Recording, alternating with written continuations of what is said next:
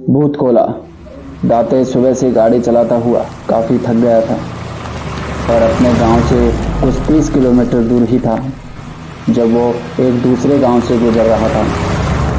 उस गांव में गुजरते हुए उसने देखा कि सारे गांव के लोग एक जगह जमा थे और उस जगह से किसी की चिल्लाने की और ढोल बजाने की बहुत तेज आवाज़ आ रही थी। दांते जो बेंगलुरु शहर में पड़ा वाला था, कुड्र जिले से बसे अपने गांव में पहली बार जा रहा था। गांव में उनकी पुश्तैनी जमीन थी जिसे दांते के पिता बेचना नहीं चाहते थे, पर अपने पिता के गुजरने के बाद दांते अपनी पुश्तैनी खेत और ज़मीन एक होटल कंपनी को बेचने के लिए अपने गांव जा रहा था। उसकी गाड़ी जैसे तैसे अलग अलग गांव के बीच से जा रही थी और उसको वही ढोल और चीखने की आवाज़ें हर जगह सुनाई दे रही थी और उन जश्नों में जलती हुई मसालों से रात भी जगमगा उठी थी। और यह सब अपनी ज़िंदगी में पहली बार देख रहा था। सब कुछ देखते देखते जब वह अपने गांव के घर में पहुंचा तो उसने देखा कि वह गांव भी बाकी गांव की तरह सजा हुआ था, पर वहाँ अभी कोई जश्न नहीं हो रहा था। जब उसने अपने घर का ध्यान रखने वाले काका से पूछा कि यह सजावट किस लिए है, तो उन्होंने उसे बताया कि गांव में अगले दिन भूत कोला होने वाला है। दांते के काका उसे भूत कोला के बारे में बताने लगे, लेकिन रात बहुत हो गई थी और दांते बहुत थका हुआ भी था। वो अपने काका की बात सुनने से पहले ही सो गया। अगले दिन होटल वाले उसके घर आए।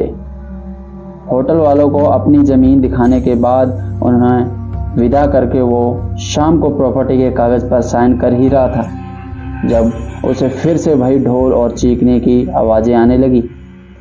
दांते ने जब अपने कमरे की खिड़की से जब बाहर देखा तो उसे कुछ अजीब सा ही माहौल दिखा।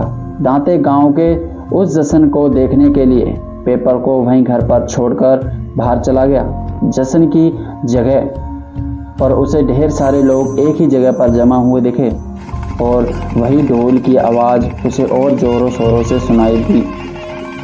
दांते वहां जाकर चुपचाप भीड़ में पीछे खड़ा सब देख रहा था जब उसे देखा रंग बिरंगे कपड़ों में एक आदमी उसकी तरफ पीठ करे भीड़ के बीचों बीच कांप रहा था और एक अजीब सा डांस कर रहा था और सब लोग उसी के सामने हाथ जोड़े उससे अलग अलग चीज़ें पूछ रहे थे।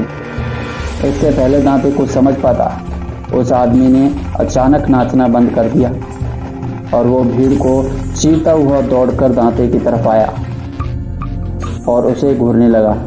दांते उस आदमी को इतनी पास से देखकर बुरी तरह घबरा गया। उस आदमी के पूरे मुंह पर पीला रंग था और उसके शरीर पर ढेर सारे गहने और सर के ऊपर एक जंगली सुअर का मुखौटा था जो उस आदमी को और भी ज़्यादा अजीब बना रहा था। वो आदमी कई देर तक दांते को घूरने के बाद एकदम से चिल्लाया, इतनी तेज कि दांते की रूह ही कांप उठी।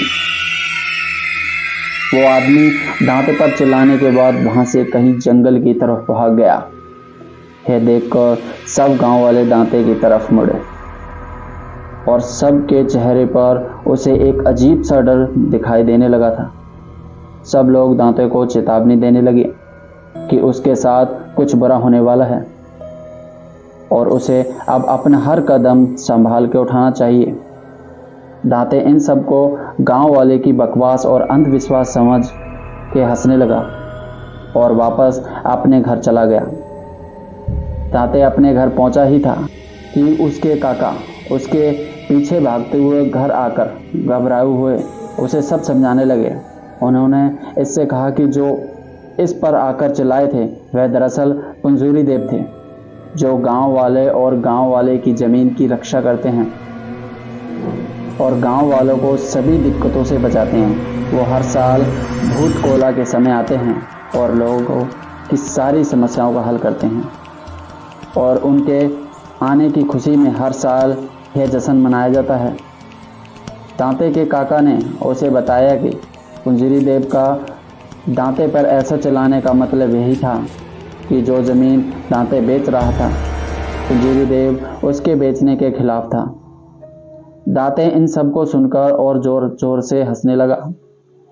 उसके काका उसे समझाने लगे कि अगर उसने पुंजूरी देव की बात नहीं मानी तो उसकी जान को भी खतरा हो सकता है। इस पर दांते अपने कमरे में पड़े हुए प्रॉपर्टी के पेपर्स लाकर उन्हें साइन करके हंसता हुआ सोने चला गया। उस रात दांते आराम की नींद सो रहा था। जब देर रात को उसकी नींद एक आवाज से खुली।